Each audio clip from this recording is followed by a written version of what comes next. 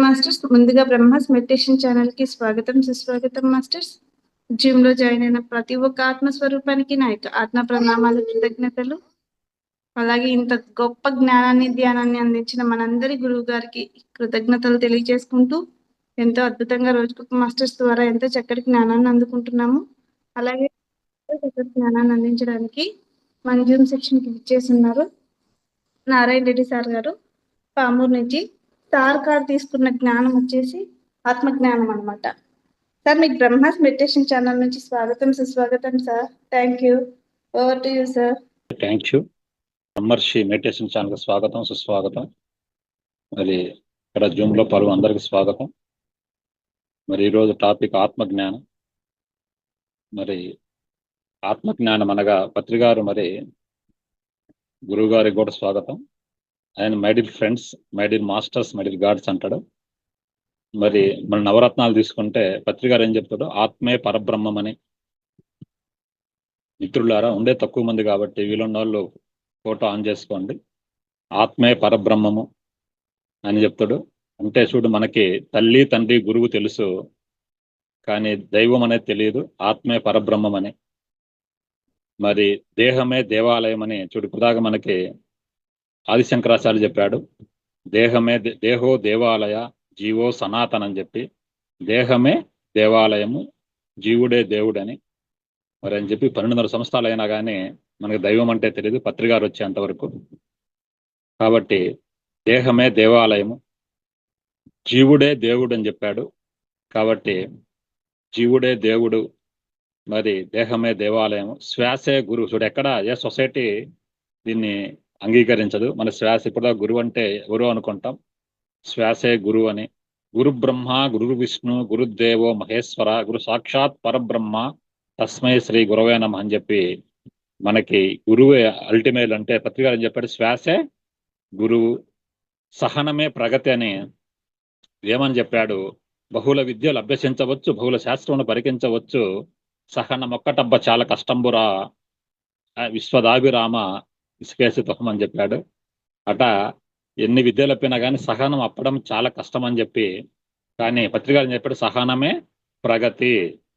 ఈ సహనము అబ్బాలంటే మనం ఎంతో ధ్యానం చేస్తే గానీ అబ్బదు. సహనమే ప్రగతి, అనుభవమే జ్ఞానము.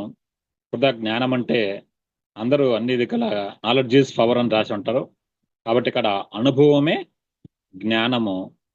మరి చూడండి, సత్య ఏం చెప్పాడు మన నవరత్నాల్లో? ఇదంతా ఆత్మజ్ఞానం సబ్జెక్టే. ఆత్మే పరబ్రహ్మము, దేహమే దేవాలయము. చూడు, ఇప్పుడు దేవాలయం మనం మనుషులు కడుతుంటాం, కానీ పత్రిక ఏం చెప్పాడు? ఈ దేహమే భగవంతుడు నిర్మించింది కాబట్టి దేహమే దేవాలయము, శ్వాసే గురువు. చూడు, సహనమే ప్రగతి, అనుభవమే జ్ఞానము, దానమే ధర్మము, ధర్మమే పుణ్యము. ఇప్పుడు దానము, ధర్మం చేయని అంటారు మామూలు బిచ్చగాడు వచ్చి. దానమే ధర్మము. ఇప్పుడు దానాలు చాలా ఉన్నాయి, అన్నదానం కానీ, గోదానము, భూదానము. కాబట్టి అట్లా గొప్ప దానం ఏంటి? ఆత్మజ్ఞానము. ఇప్పుడు కోటి విద్యలు కూటి కొరకు, ఈ కోటి విద్యలు కూడా కూటి కొరకని చెప్పడం జరిగింది. కాబట్టి ఇక్కడ కోటి విద్యల్లో గొప్పది డాక్టర్ చదివినా కూడా ఎంతోమంది మామూలుగా వాళ్ళు చనిపోయిన వాళ్ళు ఎంతోమంది ఉండరు. ఇంతకు ఏమని చెప్పడు? చదువు చదివనేల, సన్యాసి గానేల, సన్మతనం ఉచ్చి శాఖనేల, ఆత్మజ్ఞానం ఉంటేనే గొప్పదని చెప్పాడు. చదువు చదవనేల, సన్యాసి గానేల. కాబట్టి ఆత్మజ్ఞానమే చాలా గొప్పదని వేమన చెప్పాడు. కాబట్టి ఆత్మజ్ఞానము యోగులందరూ కూడా ఆత్మజ్ఞానం గురించే. మనమంటే అందరూ శరీరం అనుకుంటారు. మనమంటే 5 భాగాలు: శరీరము, మనస్సు, బుద్ధి, ఆత్మ, పరమాత్మ అని చెప్పుడు సారు. అందరికి శరీరము, మనస్సు, బుద్ధి వరకే నీ బుద్ధి ఉందా లేదని అంటుంటారు, కానీ ఆత్మ ఉందని అడగరు. ఆత్మ ఎప్పుడు తెలుస్తుంది మనకి? అందరికీ చనిపోయినాక ఆత్మశాంతి కలగాలని చెప్పుకుంటారు. కాబట్టి బతుకున్నప్పుడే ఆత్మ గురించి తెలుసుకోవడమే ఆత్మజ్ఞానం అని ఉపనిషత్తులు చెప్తుంటాయి. బతుకున్నప్పుడే ఆత్మ గురించి తెలుసుకోవడం. కాబట్టి ఆత్మ తెలియని వాడు, ఉపనిషత్తులు చెప్తే ఆత్మ తెలియని వాడు ఆత్మని ఆత్మహత్య చేసినట్టు అని చెప్పి చెప్తుంది. కానీ మన ధ్యానం చేస్తేనే ఆత్మ గురించి తెలుస్తుంది. ఆత్మకి మరి శరీరానికి స్నానం చేస్తాము, బట్టలు వేస్తాము, ఆహారం పెడతాము, కానీ ఆత్మకి ఏం చేస్తాం చెప్పండి? కాబట్టి రెండవది మనసుకి సారేం చెప్తాడు? సజ్జన సాంగత్యము. శంకరాచార్య ఏం చెప్పాడు? సస్తంగత్వే నిస్సంగత్వము, నిస్సంగత్వే నిర్మోహత్వము, నిర్మోహత్వే నిశ్చలతత్వము, నిశ్చలతత్వే జీవన్ముక్తి అని చెప్పాడు. ఈ సజ్జన సాంగత్యం వల్ల సస్తంగత్వే నిస్సంగత్వము. కాబట్టి నిస్సంగత్వం అంటే ఏం పట్టించుకోకుండా ఉండడం, నిస్సంగత్వే నిర్వాణత్వము. కాబట్టి ముక్తి ఎప్పుడు వస్తుంది? ఆత్మ గురించి తెలుసుకున్నప్పుడే. మన గుడికి వెళ్ళి ఏం చెప్తాం? మమాత్మ సర్వభూతాత్మ అని చెప్పి చెప్పుకుంటాం. మమాత్మ సర్వభూతాత్మ అని చెప్పి. కాబట్టి మన ఆత్మ సర్వభూతాల్లో ఉంది, మనలో అందరు ఉన్నారు, అందరిలో మనం ఉన్నామంటే ఇంకే సమస్య లేదు. కాబట్టి ఆత్మ జ్ఞానం అనేది చూడు, మామూలుగా ఆత్మజ్ఞానం చాలా గొప్పది. సెల్ఫ్ కాన్ఫిడెన్స్ అని చెప్తారు. మామూలుగా సెల్ఫ్ కాన్ఫిడెన్స్ ఉన్నోళ్ళు ఏ జాబ్ అని తెచ్చుకుంటారు. మరి నాకు చిన్నప్పటి నుంచి స్వామి వివేకానంద బుక్స్ లో ఆత్మ గురించే నేర్చుకున్నాను. కొన్ని వేల పుస్తకాలు చదివాను.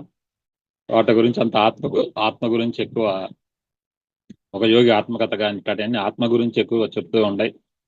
కాబట్టి మన ఆత్మ కోటి సూర్యుల శక్తివంతమైంది. కోటి సూర్యుల, సేతు మహానుభావుడు చెప్తాడు, కోటి సూర్యుల శక్తివంతమైంది. తర్వాత కోటి చంద్రుల అంత చలనైందని చెప్పి కూడా చెప్తారు. కాబట్టి ఆత్మ గురించి తెలిస్తే ఈ ఆత్మ మనకు తెలిసిన జ్ఞానం అంతా కూడా ఒక కొవ్వొత్తంతా. కానీ మనకు తెలియంది కోటి సూర్యులంత జ్ఞానం అని చెప్తూ ఉంటారు. మనకు తెలిసింది చాలా తక్కువ. ఆత్మ గురించి తెలుసుకోవడం అంటే మమాత్మ సర్వభూతాత్మ అని చెప్పి, మన ఆత్మ అన్ని భూతాల్లో ఉంది. కాబట్టి బ్రహ్మంగారు కూడా చెప్తుంటాడు, భక్తులైన వారు పరిపక్వ బుద్ధిచే ధ్యానమందు ఆత్మనందగలరు, ఆత్మనందు శాశ్వత ఆనంద సుఖమబ్బు కాళికాం వంశ కాళికాంబ అని చెప్తాడు. భక్తులైన వారు, భక్తులు 3 రకాలుగా ఉంటారు. ఒకటి కర్పూర బుద్ధి. మరి కర్పూర బుద్ధి అనగా కర్పూరం దూరంగా ఉండానే వెలుగుతుంది. మరి ఇది ఈ క్లాసులోకి వచ్చిన వాళ్ళు, విన్న వాళ్ళంతా కర్పూర బుద్ధి ఉన్నవాళ్ళు. మనకు విషయం చెప్తానే వాళ్ళు అద్భుతంగా తెలుసుకుంటారు. మామూలుగా కర్పూర బుద్ధి ఉండేవాళ్ళు టక్కిన ఎలిగి ఈ విషయాన్ని తెలుసుకుంటారు. మరి ఫోటో ఆన్ చేయమంటే మరి మీరు ఆన్ చేయాలంటే మీరు ఏ బుద్ధి తెలుసుకోండి. రెండవది కరి బుద్ధి, కరెంటు బొగ్గు లాంటి బుద్ధి, బొగ్గు ఎలిగిస్తానే ఎలగదు. మూడవది పచ్చి టెంకాయ పట్టు బుద్ధి, అసలు దాన్ని తగలబెట్టాల్సింది కృష్ణాలు పోసి. ఆయన ఏమన్నాడు? భక్తులైన వారు పరిపక్వ బుద్ధిచే, పరిపక్వమైతే పండు రాలి కింద పడుతుంది, ధ్యానం చేస్తారు. ధ్యానమందు ఆత్మనందగలరు. ఏ శరీరం కాదు, మనసు కాదు, బుద్ధి కాదు, ఒక ఆత్మనని. ఆత్మనందు శాశ్వతానంద సుఖమబ్బు, శాశ్వతమైన ఆనందం. ఆనందాలు 3 రకాలు: విషయానందం, భజనానందం, బ్రహ్మానందం అని చెప్పి. నా వాట్సాప్ గ్రూప్ పేరు బ్రహ్మానందము. నాకు వింజమూర్లు ఇచ్చారు ఆ బిరుదు. కాబట్టి యోగం అంటే నవ్వడమే ఒక యోగము. మీరు ఫోటోలు ఆన్ చేసుకొని నవ్వారో లేదో ఎలా తెలుస్తుంది? నవ్వించడం ఒక భోగము, నవ్వకపోతే పెద్ద రోగం అని చెప్తారు. కాబట్టి ఇక్కడ ఆత్మనందు శాశ్వతమైన ఆనందం అంటే ఈ భూమి మీద ఆ బ్రహ్మానందం రావాలంటే ఉపనిషత్తులు ఏం చెప్తాడంటే, నేను ఎన్నో ఉపనిషత్తులు వర్క్షాప్ చేశాను కందుకూరులో. కఠోపనిషత్తు, మండకోపనిషత్తు, కేనోపనిషత్తు, ఈశ్వరాన ఉపనిషత్తు. అటులంతా ఆత్మ గురించే ఉంటుంది. ఎవరో కొద్దిమంది మాత్రమే ఈ ఆత్మ గురించి తెలుసుకుంటారని చెప్పి చెప్తాడు భగవానుడు. ఈ ఆత్మని ఇప్పుడు నైనం చిందంతి శస్త్రాన్ని, నైనం దహతి పావకః, నచైనం క్లేదయంత్యాపో, నశోషయతి మారుతః అని. ఈ ఆత్మను శస్త్రములు ఛేదించలేవు, అగ్ని దహింపలేదు, వాయువు ఆర్పలేదు, చూడు గాలి ఆర్పలేదు, నీరు తడపలేదని చెప్పి. చూడు ఇది అఖండము, అవ్యక్తము, సనాతనము, సత్యగతం అని చెప్తాడు భగవానుడు శ్రీకృష్ణుడు. ఆత్మ గురించి ఎవరికి తెలియదు. చూడు చెప్తాడు, తెలిసినా కానీ నమ్మరు, నమ్మినా కానీ ఆచరించరు, ఆచరించిన ఇతరులు చెప్పరు. వాడే శ్రేష్ఠుడని. చూడు మన ప్రవీణ మాస్టర్ అందరూ శ్రేష్ఠులు, అందరికీ చెప్తారు ఈ ఆత్మ గురించి. అందరికీ చెప్పేవాళ్ళు ప్రవీణ మాస్టరు, వాళ్ళు శ్రేష్ఠులని చెప్పడం జరిగింది. కాబట్టి ఆత్మనందు శాశ్వతమైన ఆనందము. ఆత్మ అంటే ఆనందం. మా సంఘం సెంటర్ పేరు సంఘములో ఉండాలి, నెల్లూరు దగ్గర. నేను ఆనంద సామ్రాజ్యం ఎలా వస్తుంది? ఆత్మ గురించి తెలుసుకుంటే శాశ్వతమైన ఆనందము వస్తుంది. ఎప్పుడు ఏం జరిగినా చెట్టు చూడు ఎప్పుడు పచ్చగా కలకల్లాడుతున్నట్టు అలా సృష్టిలో అన్ని జీవులు చాలా ఆనందంగా ఉన్నాయి. కానీ వాటిల్లో ఉత్తమోత్తమైన మానవుడు దుఃఖాల్లో మునిగిపోయాడు. కాబట్టి మన బుద్ధుడు కూడా చెప్తాడు, దుఃఖాల్లో మునిగిపోయినాడు.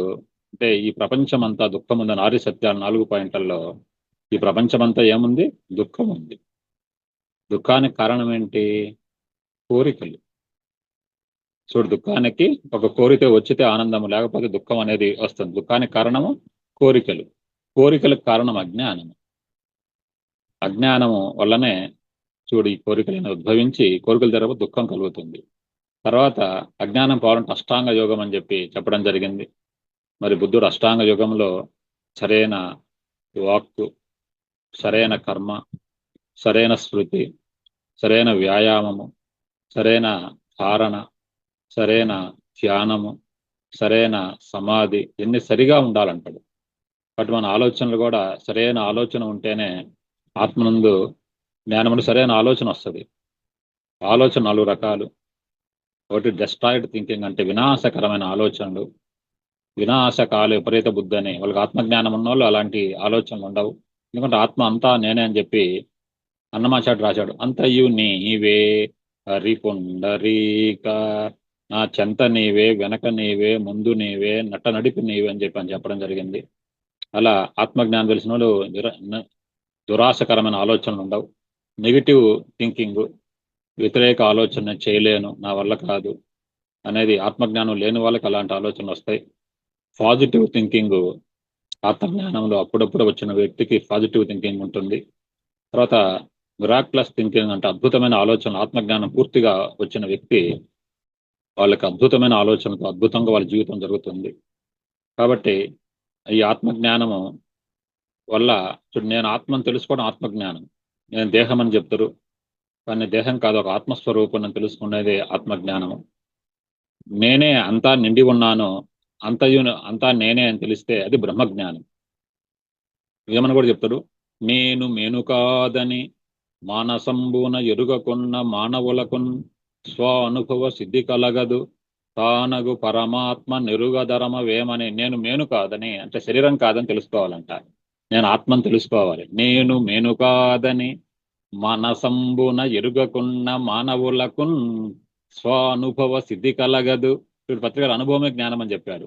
తానగు పరమాత్మ నెరుగధరమ, దాని పరమాత్మ నెరుగు ఎలా తెలుస్తుంది? ఆత్మజ్ఞానం ఉంటే ఆత్మే పరమాత్మ అయింది. ఆత్మజ్ఞానం లేకపోతే జీవాత్మగా మిగిలిపోద్ది. చూడంత చక్కగా ఈ పద్యం తెలుసుకొని కనిగిరిలో ఒక ఆయన ఆనందాశ్రమాన్ని స్థాపించాడు. చూడండి, ఈ విధంగా ఆత్మజ్ఞానము ఎంతో గొప్పది.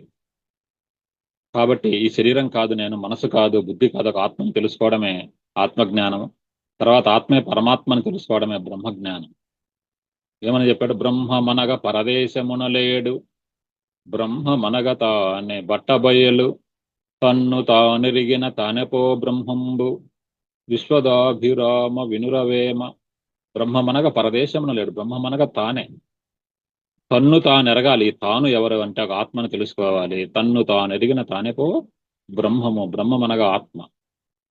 కాబట్టి విశ్వమంతయు బ్రహ్మ విస్తరించుటగాక, వేరే బ్రహ్మ మనుసు వెదుకనేల, తగిలి యుంది కాదే తనలోన బ్రహ్మంబు, విశ్వదాభిరామ వినురవేమ. విశ్వమంతా చూడు, గాలి దేవుడను, గాలి అంతటా నిండి ఉంది. అగ్నిదేవుడను, అగ్ని అంతటా నిండి ఉంది. భూదేవత ఉంది, సమస్తం భూమి ఆవరించి ఉంది. అలా జలదేవత, నీరు అంతటా ఉంది. చూడన్నీ మనలో కూడా ఉన్నాయి. బ్రహ్మంగారు ఏం చెప్పాడు?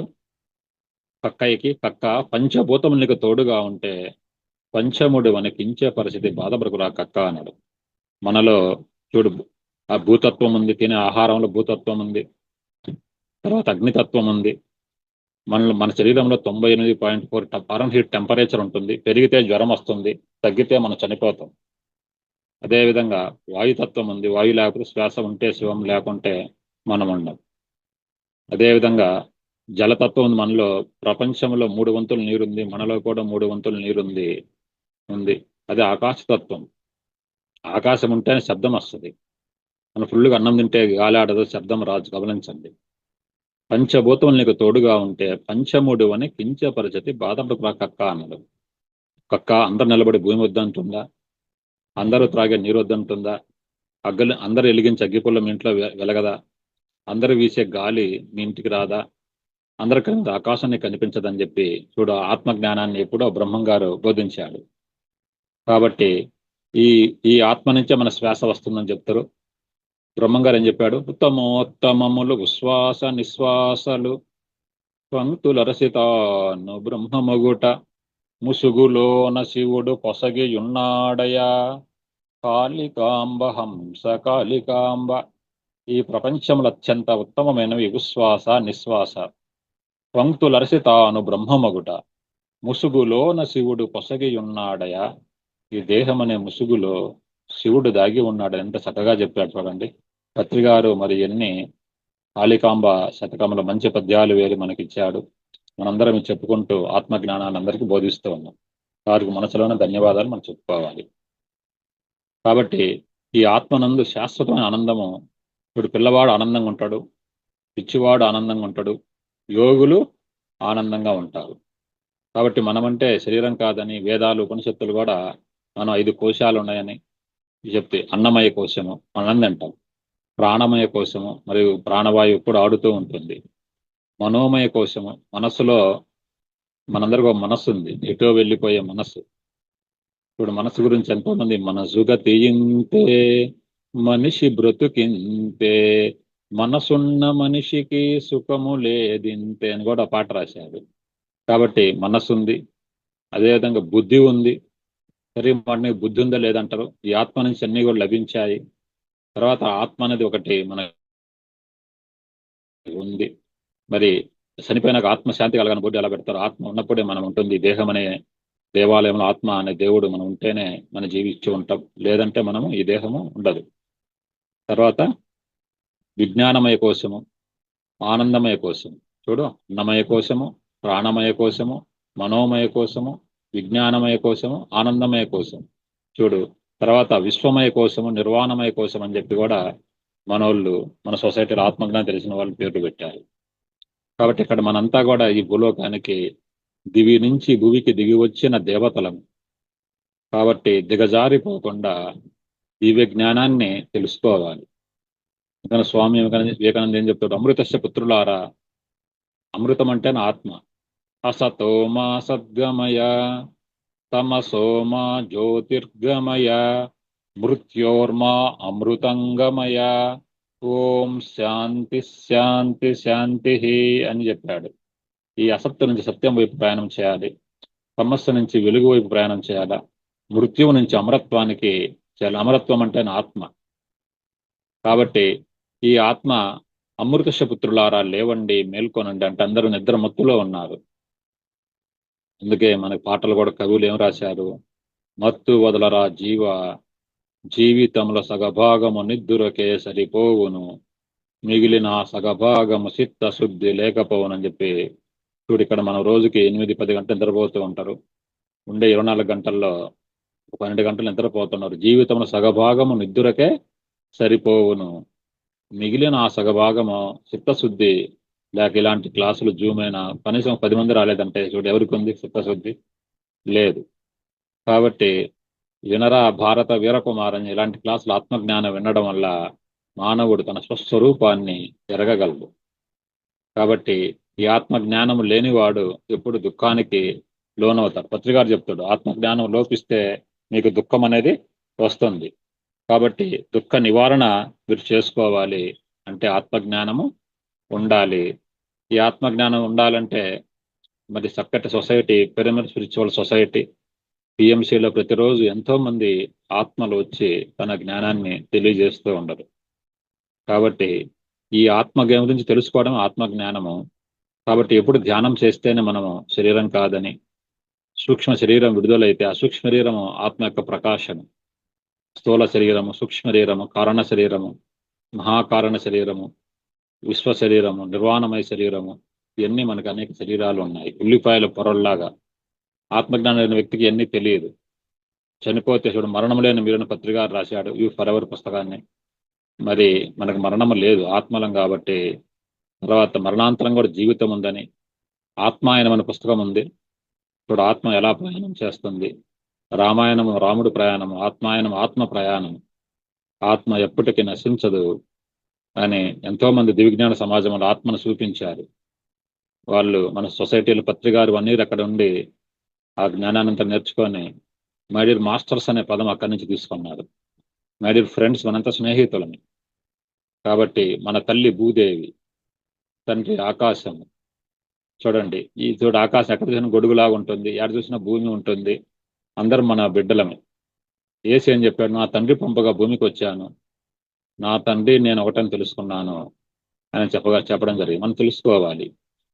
మనకు కూడా ప్రార్థనా శ్లోకం ఉంది, నీవే తల్లివి, నీవే తండ్రివి, నీవే సకుడవు, నీవే గురుడవు, నీవే నా పతియు గతియు నిజముగ కృష్ణ అనే. చూడు, అక్కడ కృష్ణుడు సర్వవ్యాపి కాబట్టి ఆయనే తల్లి తండ్రి అంటే బిడ్డలు కూడా ఆయనే కదా. ఇది చిన్న జ్ఞానం, అది తెలుసుకోవాలి మనం. ఇంకా తెలిసితే మోక్షము, తెలియకపోతే బంధం అని చెప్పడం జరిగింది. చూడు, అన్నమయ్య కనుగొన్నాడు, కనుగొంటి ఎల్ల లోకములు కప్పడమకు తిరు వెంకటేశను కనుక్కోవాలి. మనమేం కనుక్కోవాలి? వేసవి కాలము కొబ్బరి బాండ్ ఎక్కడుందో కనుక్కోవాలి ఫస్ట్. తర్వాత ఏం చేయాలి? కొనుక్కోవాలి. తర్వాత ఏం చేయాలి? ఇంటికి తెచ్చుకోవాలి. తర్వాత ఏం చేయాలి? కఠినమైన దాన్ని పగలగొట్టాలి. తర్వాత ఏం చేయాలి? ఓపెన్ చేయాలి. తర్వాత ఏం చేయాలి? స్ట్రా వేయాలి. తర్వాత ఏమైంది? తాగాలి. ఎన్ని ప్రాసెస్ ఉందో. కాబట్టి జీవిత పరమార్థం భగవంతుని కనుగొంటాం. చూడు, కనుగొంటి ఎల్ల లోకములు కప్పడముకు తిరువెంక కనుక్కున్నాడు అని చెప్పాడు. ఒక ఆయన ఒక పద్యం రాశాడు పాండురంగ శతకములో, నీవు కరుణించినం గాని నినుగాంచ నలవి కాదయ్యా, బహుజన్మములకనైనా వేగ కృపతోడ బ్రోమో వేద వేద్య పరమ కరుణాంతరంగ పాండురంగ అని చెప్పాడు. ఆయన కరుణిస్తేనే ఆయన చూడడం సాధ్యమవుతుంది. నీవు కరుణించినం గాని నిన్ను గాంచడం అని చూడడం అలివి కాదు. బహుజన్మములకు ఎన్నిసార్లు పుట్టినా అలివి కాదు. వేగ అంటే తొందరగా కృపను కలిగించు, వేద వేద్య అంటే ఆ వేదాలని భూమికి తెచ్చింది భగవానుడు కాబట్టి వేద నారాయణుడు. ఇప్పుడు ఈ మధ్యనే గురు పౌర్ణమి జరిగింది. ఆయన వేదాలని, వేద వ్యాసుడు, ఆయన నారాయణ అవతారంగా మనం చూస్తాము. 4 వేదాలు విభజించాడు. వేద వాక్యాలు కూడా ఏముంది? ప్రజ్ఞానం బ్రహ్మని, తుది విశేషమైన జ్ఞానమే బ్రహ్మ. అదేవిధంగా అహం బ్రహ్మాస్మి, మాట్లాడే నేనే బ్రహ్మని 2వ వేదం చెప్తుంది. తత్వమసి, నేనే కాదు నువ్వు కూడా బ్రహ్మమే. ఆయామాత్మ బ్రహ్మ, కాబట్టి నేనే నువ్వే కాదు, ఈ సృష్టిలో ఉండే ఆత్మలన్నీ కూడా బ్రహ్మస్వరూపమే. నా ఆత్మే బ్రహ్మస్వరూపం. ఆత్మ అంటే మమాత్మ సర్వభూతాత్మ, అందరిలో ఆత్మ ఉంటుంది. అన్నీ దేవుళ్ళే. అందుకే మనకి భగవంతుడి వాహనాలు కూడా మనం పూజిస్తుంటాం, నంది వాహనం అని, ఇవన్నీ కూడా మనం పూజిస్తూ ఉంటాం. కాబట్టి సకల జీవరాశులు భగవత్ స్వరూపమే. మనం కూడా మన కోడిలో దేవుడు ఉన్నాడు, గుడ్డులో దేవుడు ఉన్నాడు, చేపలో దేవుడు ఉన్నాడని మనం స్లోగన్స్ కూడా ఇస్తూ ఉంటాం. అందరిలో దేవుడు ఉన్నాడు. దేవుడు ఎక్కడున్నాడు? ఇందుగలడు అందు లేడని సందేహంబు వలదు, చక్రి సర్వోపగతుండు, ఎందెందు వెతికినా అందందె కలడు ఓ దానవాగ్ర నువ్వు వింటే అన్నాడు. ఇప్పుడు ఇందుగలడని అందు లేడని సందేహం వద్దు, చక్రి సర్వోపగతుండు, ఎక్కడ చూసినా అక్కడ కనిపిస్తాడు. ఓ దానవాగ్రనే ప్రహ్లాదుడు వాళ్ళ తండ్రి హిరణ్యకశిపుడికి చెప్పాడు. భగవంతుడు ఇందుగలడు అందు లేడని సందేహంబు వలదు, చక్రి సర్వోపగతుండు, ఎందెందు వెతికినా. ఎందుకని ఎప్పుడు చెప్తుంటే, ₹1 ఎగ్గరనోడు కొబ్బరికాయ కొట్టాలని, వాడే దేవుడు. కాబట్టి చూడండి, మనం అతన్ని కొబ్బరికాయ కొడితే అతను మంచిగా మారి మన డబ్బులు ఇవ్వచ్చు. అతను ద్వేషిస్తే మనకి ఎప్పుడు డబ్బులు రావు. కాబట్టి తిట్టిన వాడిని పొసగ పొమ్మనటం మేలంటాడు వేమన.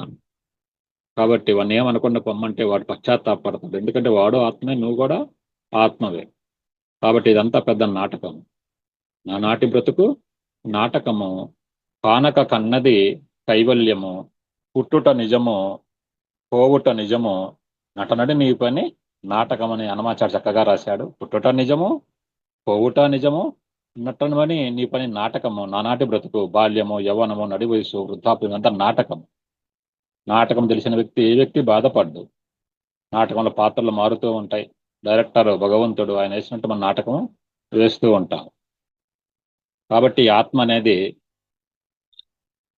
తెలుసుకోవడం చాలా కష్టమని భగవంతుడు శ్రీకృష్ణుడు చెప్తాడు. ఈ ఆత్మ గురించి తెలుసుకున్న వ్యక్తి ఏం పాట పాడాడు? అంతా రామమయం. చూడండి, ఆత్మకు తెలిసిన వ్యక్తి పాట అంతా రామమయం. నదులు వనంబులు నానా విధంబులు, నిహిత లోకములు వేదశాస్త్రములు రామమయం అని చెప్పి రాశాడు ఆయన. అంతా చూడు, నదులు, వనాలు, నిహిత లోకాలు, లోకాలను 14 లోకాలు ఉన్నాయి. అతల వితల సుతల రసాతల భూలోక భూర్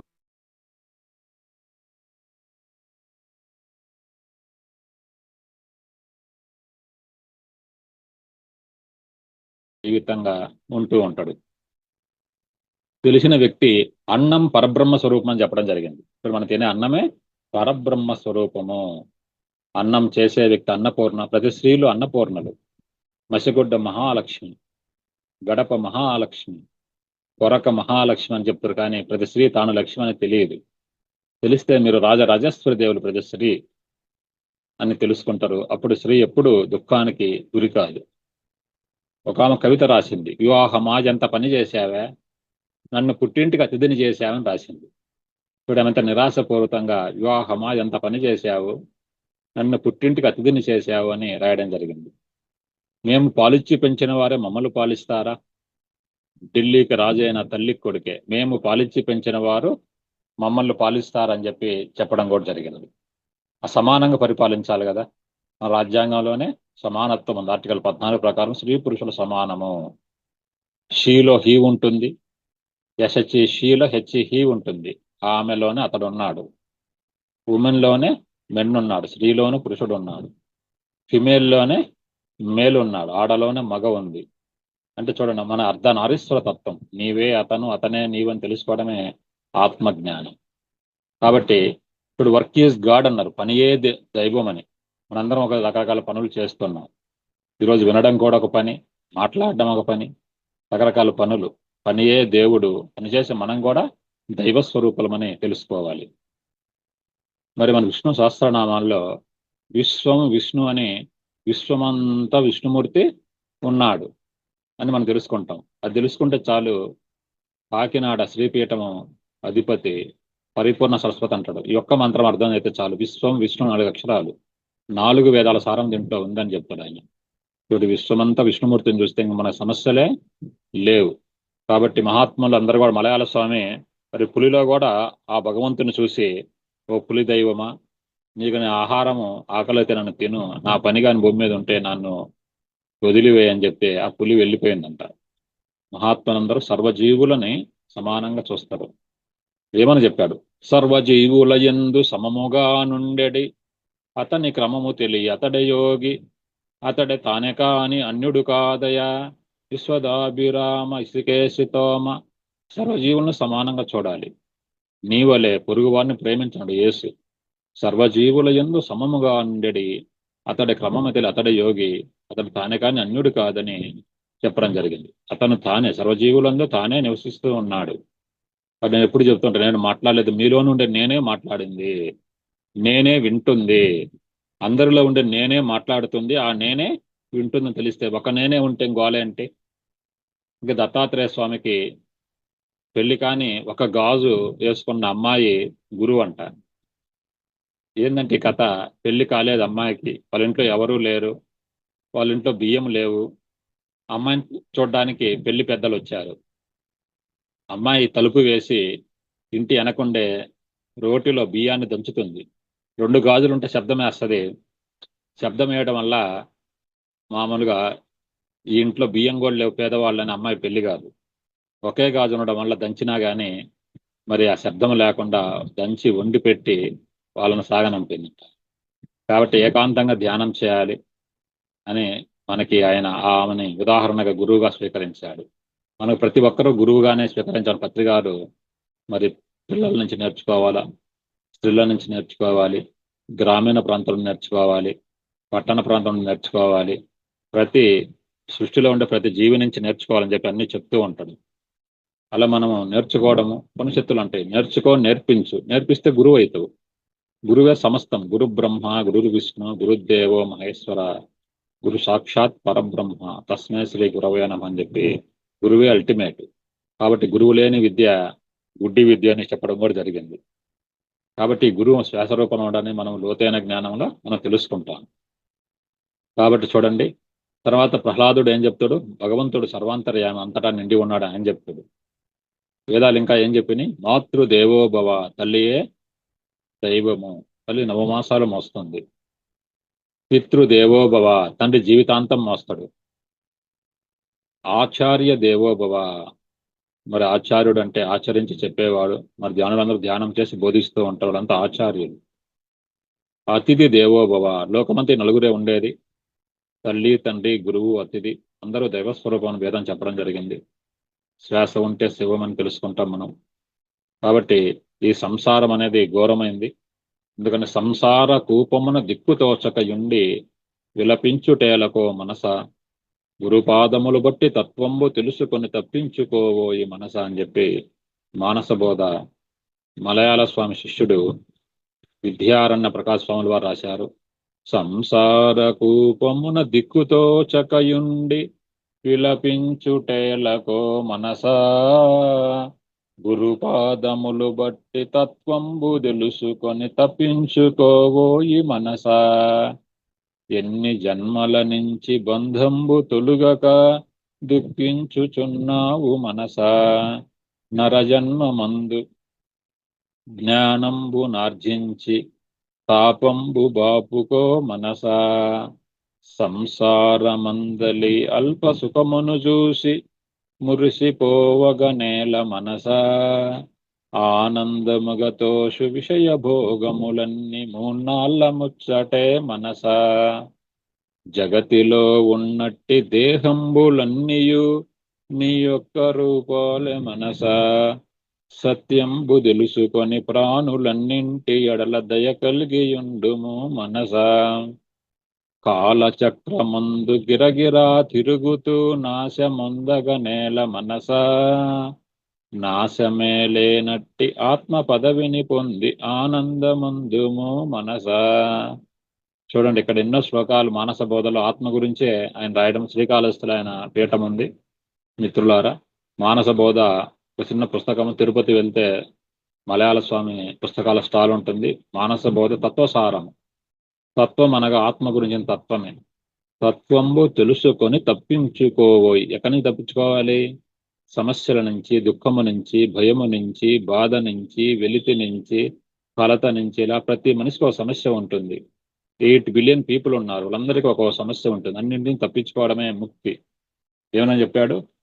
గాలిలోన పుట్టి గాలిలోన పెరిగి గాలిలోన మర్మ మెరుగలేరయా, ముక్కులోన గాలి ముక్తికి మరి దారి అని చెప్పడం జరిగింది. కాబట్టి ఇక్కడ ముక్కులోన గాలి అన్ని సమస్యలకి విడుదల అని తెలుసుకున్నాం. సంసారం అంటే ఏంటి? మేమిద్దరు మాకిద్దరని. కూపం అంటే పెద్ద బావి. పెళ్లికి ఎంతమంది వస్తారు కానీ పెళ్ళైన తర్వాత ఎవరో ఉండరు. ఈ అమ్మాయికి అబ్బాయి నచ్చడు, అబ్బాయికి అమ్మాయి నచ్చదు. సంసార కూపం దిక్కు తోచక అబ్బాయి తొలి సంబంధం అయితే బాగుండని మన మిథునం సినిమాలో అంటది, ఆమె తొలి సంబంధం అయితే బాగుండని క్లైమాక్స్ లో. సంసార కూపమున దిక్కుతో చకయుండి విలపిస్తుంది మనసు. కాబట్టి చూడు, 2వ లైన్లో మన సమాధానం ఉంది. ప్రతిరోజు పండగ రోజు, ప్రతిరోజు పెళ్లి రోజు, ప్రతిరోజు పుట్టినరోజు, అన్నీ కలిసిన రోజే నేటి రోజు. భలే మంచి రోజు, పసందైన రోజు, వసంతాలు పూసే నేటి రోజు, చందమామ అందిన రోజు అంటే నీ మొగుడు దొరికిన రోజు అంటే పెళ్ళైన రోజు అని. బృందావని నవ్విన రోజు అంటే నువ్వు నవ్విన రోజు, మా ఆయన బంగారం నవ్విన రోజు, భలే మంచి రోజు. పండగ రోజు అంటే పక్కపక్క నవ్విన రోజు, పడి నవ్విన రోజు, 10 మంది కలిసిన రోజు. పక్క సున్నా ఉంది. ఏ సమస్య వచ్చినా శివుడాజ్ఞ చేమైన కొట్టదని కాలు మీద కాలేసుకొని ఈ పేటకు నేనే మేస్త్రి అన్న రోజు. పుడితే కొట్టాలిరా 6 కొట్టన్న రోజు. పండు డా ఉంది, దానికి ధ్యానం చేసిన రోజు, డ్యాన్స్ వేసిన రోజు. కొమ్ము ఉంది, ఉల్లాసంగా ఉన్న రోజు, ఉత్సాహంగా ఉన్న రోజు. పండు గా ఉంది, 5 గకారాలు, గంగ, గోవు, గీత, గురు, గోవిందుడు. నెత్తిపైన పడిన వానే ఆకాశ గంగని తెలుసుకున్న రోజు. గోవులో సకల దేవతలు ఉండరు, నీ అత్తలో భర్తలో దేవతలు ఉండరని వాళ్ళ చుట్టూ తిరగాలి మీరు. తులసిటి సారి తిరుగుతారు, గోవు చుట్టూ తిరుగుతారు, అత్త చుట్టూ భర్త చుట్టూ తిరగాలి. నీవే తల్లివి, నీవే తండ్రి, అలా వాళ్ళని అడిగి అంగీకారం ఉంటేనే తిరగాలి. వాళ్ళు ఓకే అంటే ఊ అన్నారనుకో వాళ్ళ చుట్టూ తిరగాలి. అత్త భర్త. అయితే సినిమాలో విలన్ ఉన్నట్టు రామాయణంలో విలను రావణాసురుడు, మహాభారతంలో దుర్యోధనుడు లాగా ప్రతి సినిమాలో విలన్ ఉంటాడు. కాబట్టి ఇక్కడ మన సినిమాలో కూడా అత్త భర్త విలన్గా ఉండొచ్చు. వాళ్ళ చుట్టూ తిరిగితే గొంగలి పురుగు ఈతకొచ్చలుగా మారినట్టు, బొగ్గు వజ్రంగా మారినట్టు, పాలు నెయ్యిగా మారినట్టు మనం శాశ్వతత్వంలోకి వెళ్తాం, అందరినీ మార్చుకోగలం. కాబట్టి ఆత్మజ్ఞానం వల్ల ఆనందం అనేది ఉద్భవిస్తుంది. సంతోషం ఉంటే కొద్దిసేపే ఉంటుంది.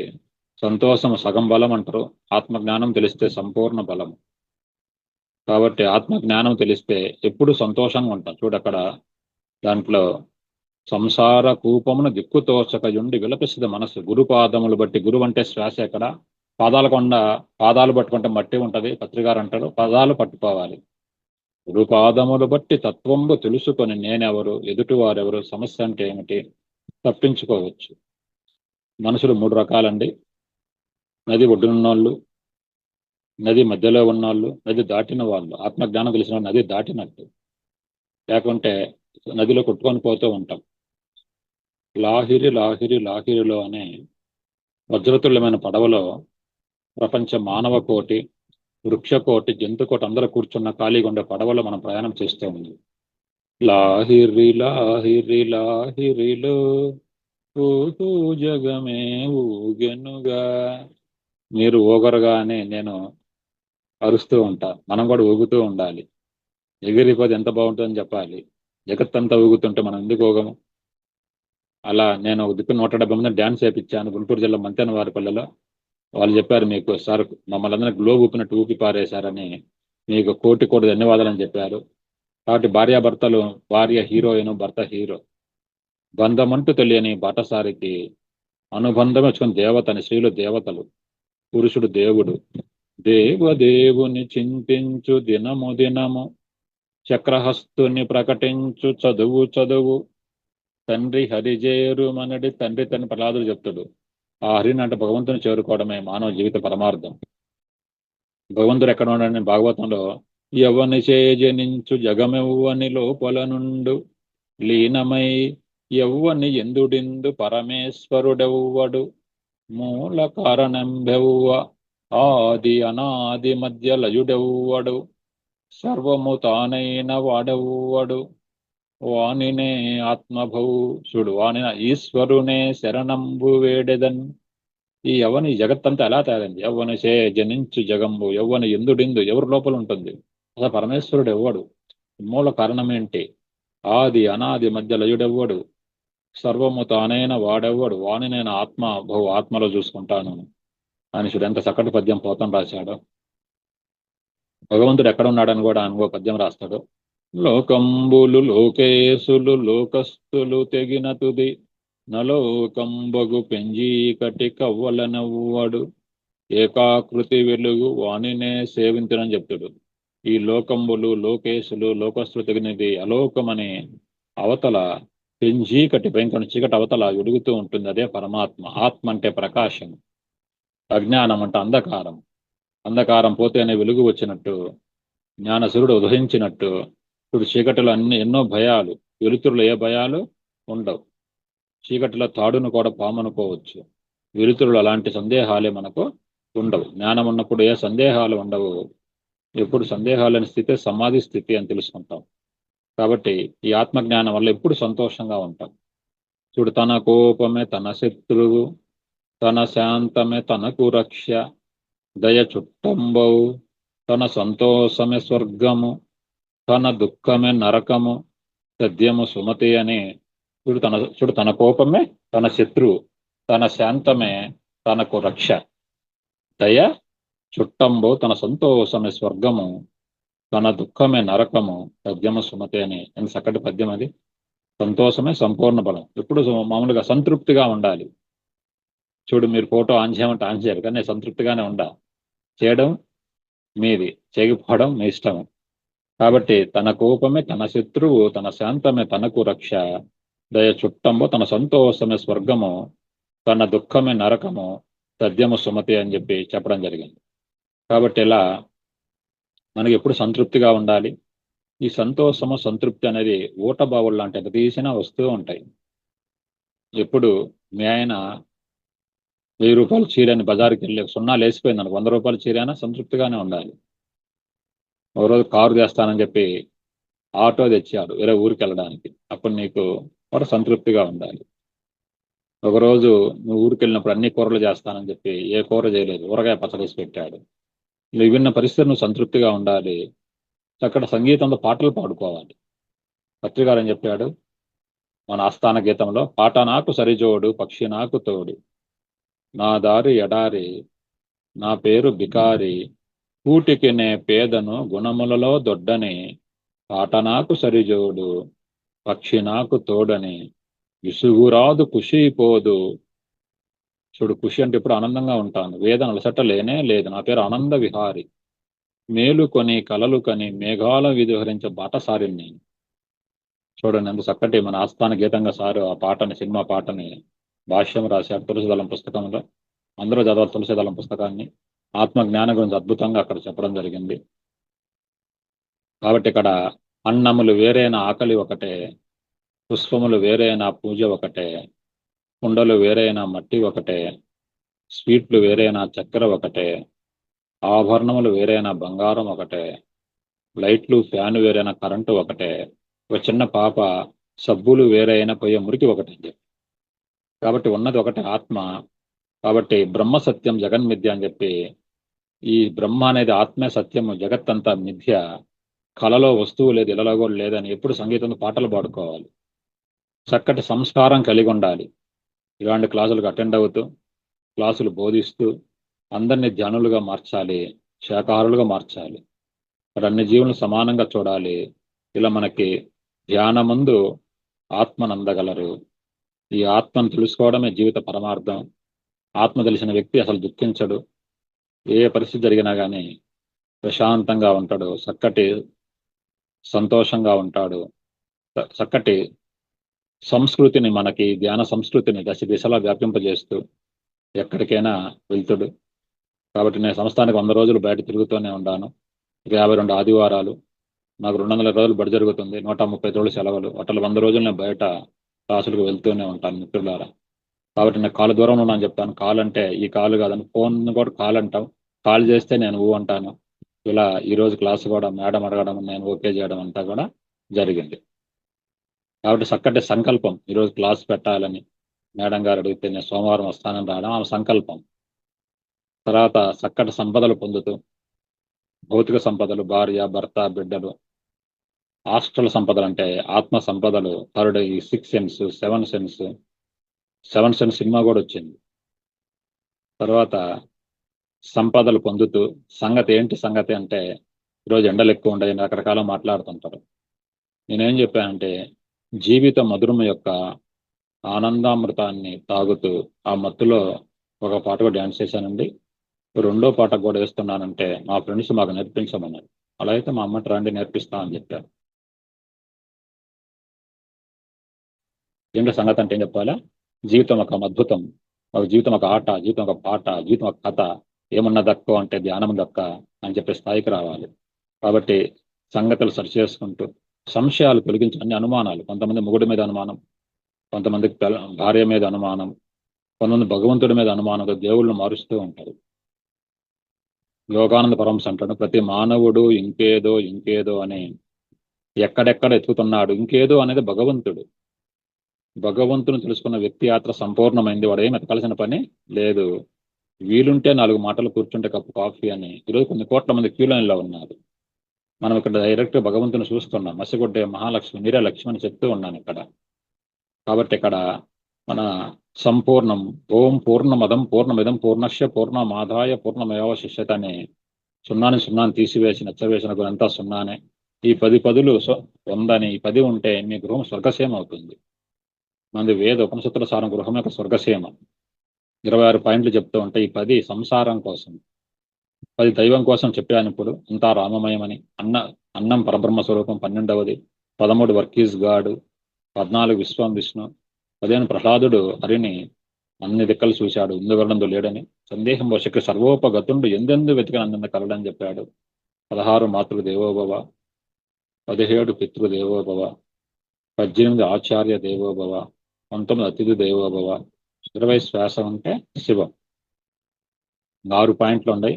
26 ఏబిసిడీలు వస్తేనే తర్వాత ఏంటి అంటే బిఏటి బ్యాట్ ఆత్మ విద్యలో ఇవి ఏబిసిడీలు లాంటి. కాబట్టి మా హెచ్ఎం సార్ క్రిస్టియన్ రిటైర్ అయ్యేటప్పుడు ఒక నిమిషం టైం ఇచ్చారు. నేనేం చెప్పానంటే స్టేజ్ మీద, ఆయన ఎన్ఎస్ టీచరు, ఈ ఎన్ఎస్ ప్రకారం సృష్టి మొత్తం సూక్ష్మ జీవులమయము. ఈరోజు మన కరోనాలో చేతులు బాగా కడుక్కున్న సూక్ష్మ జీవులు ఉన్నాయని. పిఎస్ ప్రకారం పరమాణులమయము, అంతా రామమయం, అంతా సాయిమయం, అంతా యేసుమయం, అంతా అల్లామయం, ఆధ్యాత్మిక అంతా బ్రహ్మమయం అని చెప్పడం జరిగింది. కాబట్టి 11వ రామమయం వచ్చింది కాబట్టి 21వ అంతా ప్రేమమయం. ప్రపంచంలో ప్రేమ అనే టాబ్లెట్ ఉంటే ఏ రోగం రాదు. బిడ్డ ఏడుస్తుంటే తల్లి ఎత్తుకుంటే ఏడుకుపోతుంది. మరి భర్తను కూడా అలా ఒడిలోకి ఎందుకు తీసుకోవు? కార్యేషు దాసి, కరణేషు మంత్రి, భోజ్యేషు మాత, రూపేషు లక్ష్మి అని తల్లిలాగా ఒడిలో ఆ బిడ్డను కూడా తీసుకో. ఆ భర్తే ఒక బిడ్డ. వేదం చెప్తుంది ఇది. 21 అది. 22 సాయిమయం. ఓం సాయి, శ్రీ సాయి, జయ సాయి, పగలు రేయి ధ్యానం పరమాత్మను లేనమని చెప్పాడు. అంటే పగలు రేయి మనం చేయలేం, కానీ నడిస్తే నడక మీద ధ్యాస, మాట్లాడితే మాట మీద ధ్యాస, ధ్యానం చేస్తే శ్వాస మీద ధ్యాసగా మనం ఉండాలి. 23, 24 యేసుమయం. యేసు రోజు పోతూ ఉంటే అందరూ ఒక గుంపు కనిపించింది. ఏం చేస్తుందంటే ఆమె తప్పు చేసి అందరు రాళ్ళు వేస్తూ ఉంటారు. ఇప్పుడు యేసు ఏం చెప్పాడు? మీలో తప్పు చేయని వాళ్ళు రాయేయమంటే అందరు వెళ్ళిపోయారు.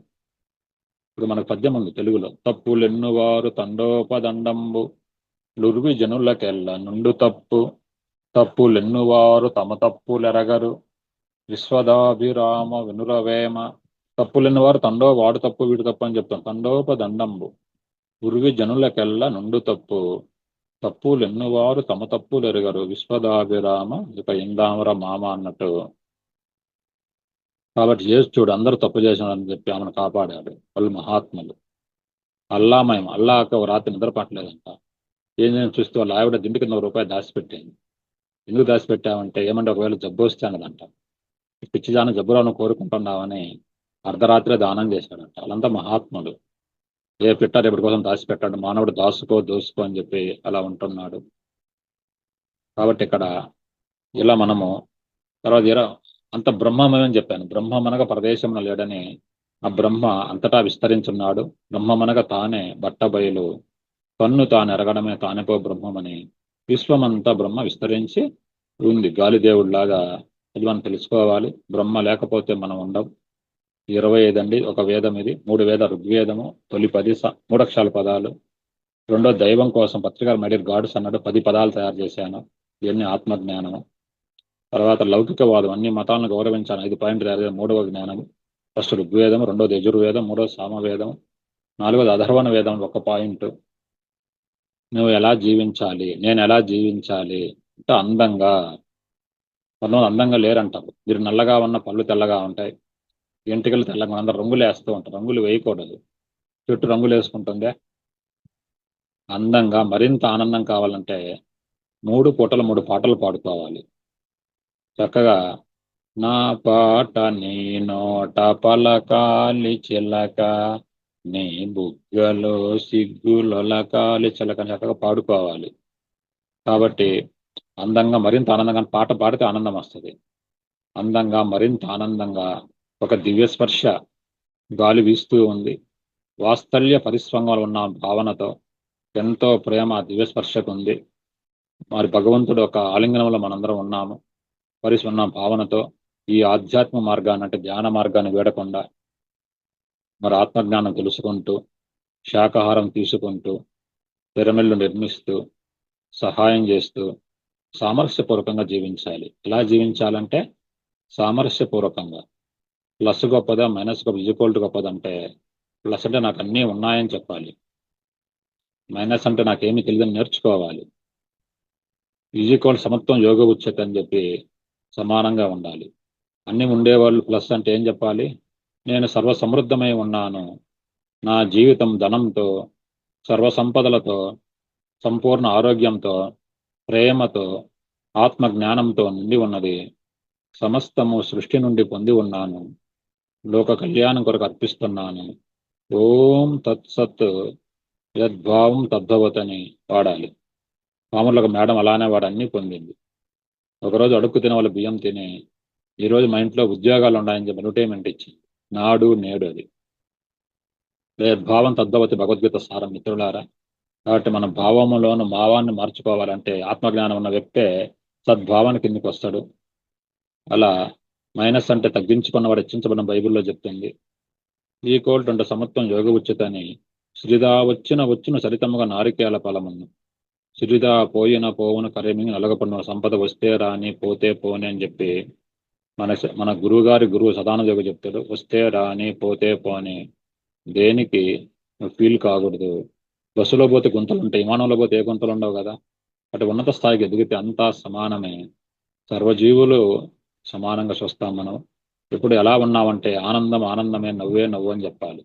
ఏది తిన్నా ఏది విన్నా ఎక్కడ ఉన్నా కానీ ఇప్పుడు ఆనందంగా నవ్వుతూ నవ్వబోయే బాబుని సొమ్మేం పోయిందని. కాబట్టి నవ్వడమే యోగము. ఇటీవల యోగా డే జరిగింది.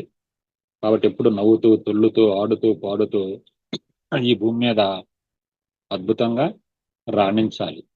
కాబట్టి ఇలాంటి చక్కటి అవకాశం ఇచ్చిన మరి ఈ బ్రహ్మర్షి మెడిటేషన్ ఛానల్కి ధన్యవాదాలు చెప్తారు. ఓకే, థ్యాంక్ యూ మేడం, ధన్యవాదాలు.